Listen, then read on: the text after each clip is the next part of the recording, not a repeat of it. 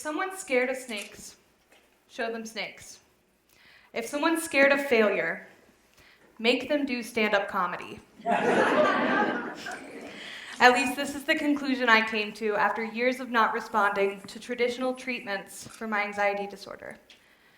After going to therapy nearly every week since the age of 16, trying a handful of different medications, and downloading every meditation podcast I could get my hands on, I started to feel like a lost cause. My debilitating anxiety attacks were happening daily and easily overshadowed any progress I was making in therapy. I needed relief, and I needed it quickly. Knowing that my anxiety was fueled by a fear of failing and not wanting to wait another month to see if a different medication would help, I took what some would consider a drastic step. I started pursuing stand-up comedy. The surprising thing is, it worked. Regularly giving myself opportunities to fail through stand-up made me acknowledge my capacity for resiliency, appropriated failure within my own life, and got me to a place where I could really begin to cope with my anxiety disorder. At the age of 20, I began using comedy as exposure therapy to failure. Today, on what is actually my 24th birthday,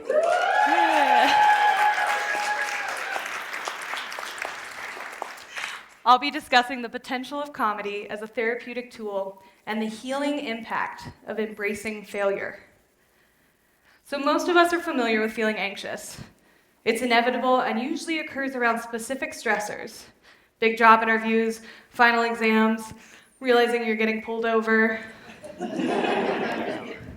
These are times when we feel our hearts start to beat a little faster, our palms start to sweat a little more, and our breathing feels a little more rapid. Once the exam is over, the interview is done, and the officer hopefully lets you off with just a warning, these feelings tend to pass. In fact, feeling anxious is normal, and a good sign that you are, in fact, a human. In the short term, feeling anxious means that your body's survival mechanisms are working as they should be. But two of the key differences between feeling anxious and anxiety are the intensity and the duration. With an anxiety disorder, such as my diagnosis of generalized anxiety disorder, the intensity of anxious feelings are disproportionate to the situation. A situation like getting pulled over can lead me to an anxiety attack, where my symptoms move far beyond those of feeling anxious. My heart starts to beat so rapidly out of my chest, I'm sure cardiac arrest is imminent. My hands start to tingle and go numb. I start to hyperventilate, gasping for air, thinking there's no way my body's receiving the oxygen it needs to function. And you guys, you know what? You're in for a real treat today, because I just forgot what I was saying, and you're seeing a real-life example of failure! Okay!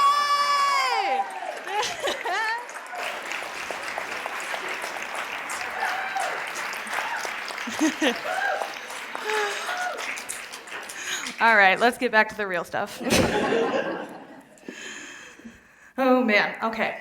Anxiety is not a rational reaction, and so my response often isn't rational either. The best way I've heard it described is that feeling when you lean a little too far back in your chair and realize you're about to fall. For people with anxiety, that feeling of intense panic, dread, and hopelessness happens in response to seemingly insignificant triggers or can occur out of the blue. So the feeling of anxiety is excessive, but for this diagnosis, it must also be persistent, reaching beyond the normal window of worrying about a particular event, like giving a TED Talk, and lasting days, weeks, or even months. Those months where my anxiety persists without cause are when I see a spike in my chronic health issues and wind up severely isolating myself. So in cases like mine, where anxiety arises in response to a specific fear, like failure, one of the best methods for treatment is exposure therapy. So who has heard of exposure therapy? Okay, of those of you who raise your hand, who's picturing a situation like Fear Factor? Right? Yeah, where someone who's scared of spiders is in a glass box being covered in tarantulas. So exposure therapy is actually the systematic confrontation of feared things or objects in hopes of decreasing the fear response. Essentially, the more frequently you're around spiders and don't experience the anticipated negative effects, like death, the less scared you are of them. It's not usually done as aggressively as Fear Factor portrayed it, though. Exposure therapy is not always about eliminating a fear, but rather reducing a fear response to a level that you can tolerate it. Self-efficacy theory states that people with anxiety tend to underestimate their ability to cope with fear. So facing fears leads to them realizing they're more resilient and capable than they had imagined. As my therapist says, it's about learning to take the hit of anxiety instead of running from it. Lastly, exposure therapy is not always in the aggressive, all-or-nothing vein we're so familiar with. More frequently, therapists utilize a graded approach, meaning that mildly feared stimuli are targeted first, followed by more strongly feared stimuli. In the case of spiders, someone would start with being shown a picture of a spider and eventually work their way up to touching or holding the spider. But that's enough to make most of us anxious, so I'm done talking about spiders, I promise. At the time I started utilizing exposure therapy, my feared stimuli were public speaking and failure. So stand-up seemed like a perfect fit. When you begin to look at how defined comedy is by failure, using it as exposure therapy to failure starts to make sense. Failure is an inevitable part of comedy. In fact, you need failure to succeed at comedy. Because if a joke doesn't go over well, there's usually a reason. Your physical presentation, the delivery of your punchline, the structure of your jokes. Often, comedy forces you to immediately acknowledge the role you played in failing.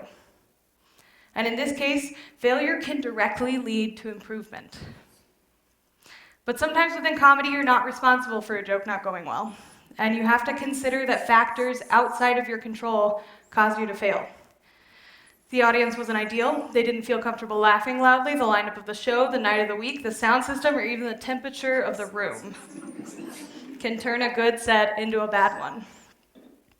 And in this case, failure simply is.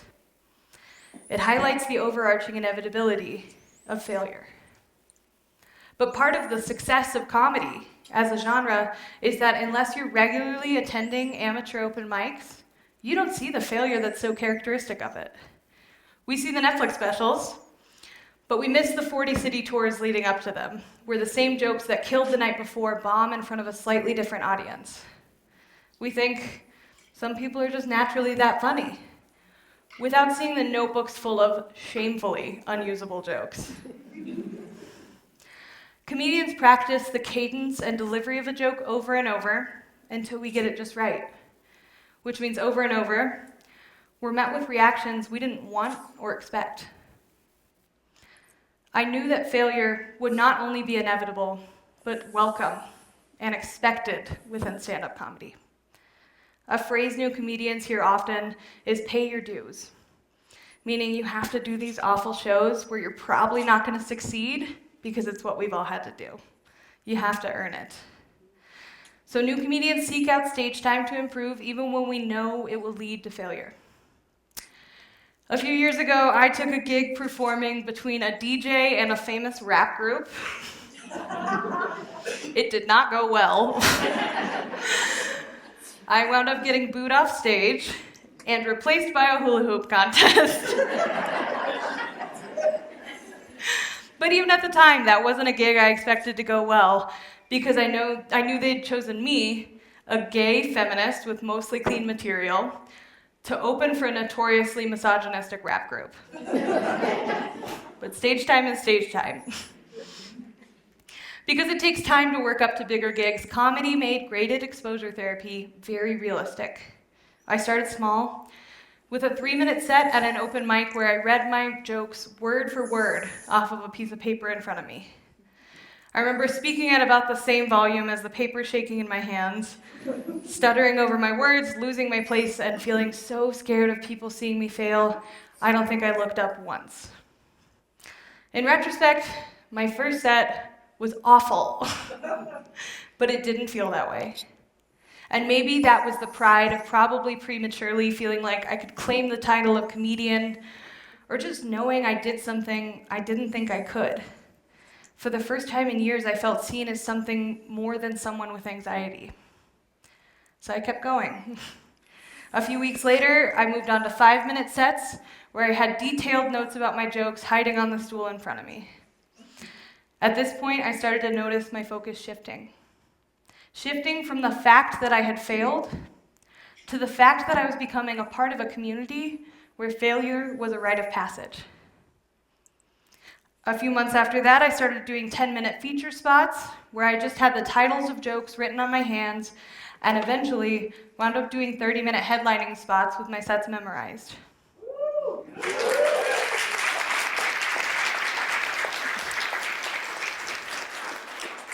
Some of the most significant moments of my life have been created through comedy. I even came out as gay on stage in 2017.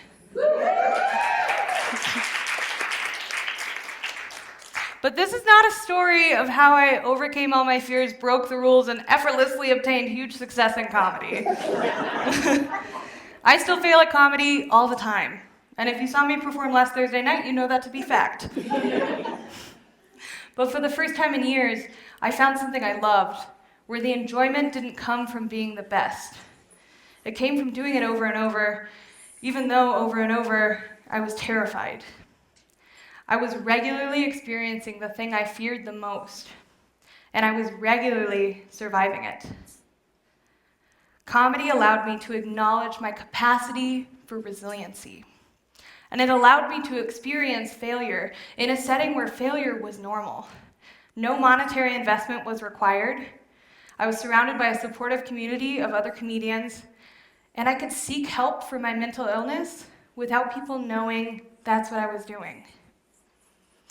So now, 4 years into stand-up comedy, failure feels less defining and devastating. It's become a normal, natural, even sought-after part of my life. My self-efficacy and social skills have increased. My chronic stress-induced headaches have lessened significantly. And I'll admit I still skip class all the time, but that's my choice now. I don't want to glorify this very real form of mental illness as something that's effortlessly overcome by telling jokes in a dive bar a few times a week. I'm still a person with an anxiety disorder. I still go to therapy, and I still take medication for it. But for me, this was never about solving my anxiety. It was about learning to survive it.